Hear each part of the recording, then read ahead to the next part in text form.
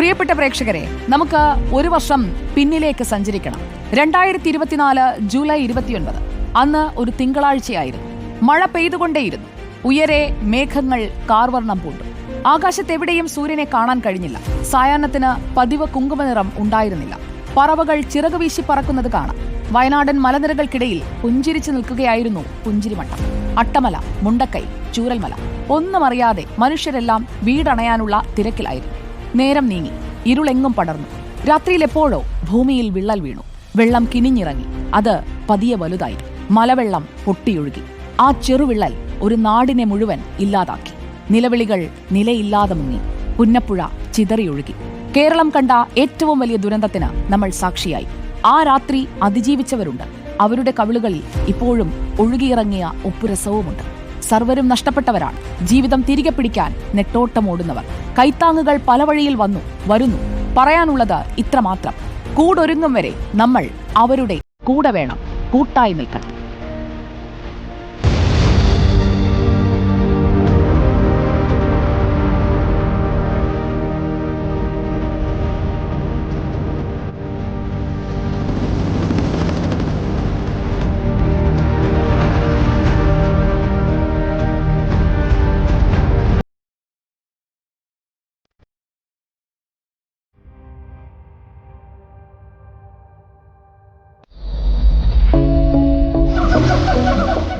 സഹ്യാദ്രിയുടെ തലപ്പൊക്കത്തിനിടയിൽ നീട്ടിവിരിച്ച പച്ചപ്പരവതാനി പോലൊരു നാട്. തേയിലത്തോട്ടങ്ങളും ഇടതൂർന്ന വനങ്ങളും കണ്ടുവന്നാൽ പിന്നെ വയലേലകളാണ്. വനനാടും മലനാടും വയൽ നാടും ചേർന്നൊരു വയനാട്.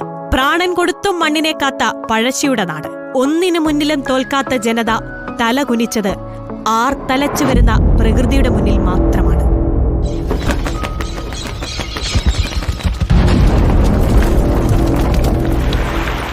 മലവെള്ളം കടലുപോലെ ഒഴുകി വന്ന ഒരു രാത്രി.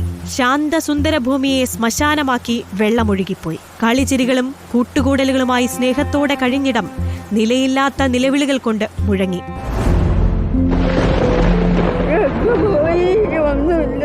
എന്റെ വീട്ടിലത്തെ എന്റെ കുടുംബത്തെ 9 പേരും നഷ്ടപ്പെട്ടു. എനിക്ക് അങ്ങനെ ഒറ്റക്കൊന്നും ആവൂലമ്മ, നമ്മളെല്ലാരും ഇല്ലേ. പണിയെടുത്ത് സമ്പാദിച്ചൊരു വീട് പോയി. എന്റെ മകനും പോയി. എന്റെ ഒരു കൂട്ടുകാരില്ല. മഴമുകിൽ രൗദ്രം പൂണ്ട രാവിൽ അവർ മുങ്ങി. ഒരു നാട് ചിതറിയകന്നു. ചാലിയാർ ചാവുപുഴയായി. കണ്ണീരിനൊപ്പം ചേർന്ന് പുഴ പിന്നെയും ഒഴുകി. ജലയുദ്ധം കഴിഞ്ഞ് മൺകൂനകളിൽ ജീവൻ നിലച്ച നാട്. ഹൃദയം തകർന്നു പോയവർ അവിടെ ബാക്കിയുണ്ട്. നിർവികാരതയും നിസ്സംഗതയും അവിടെ ബാക്കിയാണ്. പ്രിയപ്പെട്ട ഭൂമിയിൽ നിന്നുള്ള പറിച്ചുനടൽ അനിവാര്യതയായി. ഒരായുസ് കൊണ്ട് പൂർവികർ കെട്ടിപ്പൊക്കിയ ഭൂമി, ആ ഭൂമി അവർക്കിന്ന് അകലെയാണ്. സ്വന്തവും സ്വപ്നവുമായിരുന്ന മണ്ണ് പാതിമാഞ്ഞ ജീവിതരേഖയുടെ ശേഷിപ്പുകളിൽ നിന്ന് ബാക്കി വരച്ചെടുക്കുകയാണ്. അതിജീവനത്തിന്റെ രേഖകൾ യോജിപ്പിക്കുകയാണ്. ഇത് പുതിയ മുണ്ടക്കൈ, പുതിയ ചൂരൽമല, പുതിയ അട്ടമല, കണ്ണീർ നിറയുന്ന പുഞ്ചിരിമട്ടവും. ഇത് വയനാടിന്റെ അതിജീവന കഥയാണ്. News desk, reporter.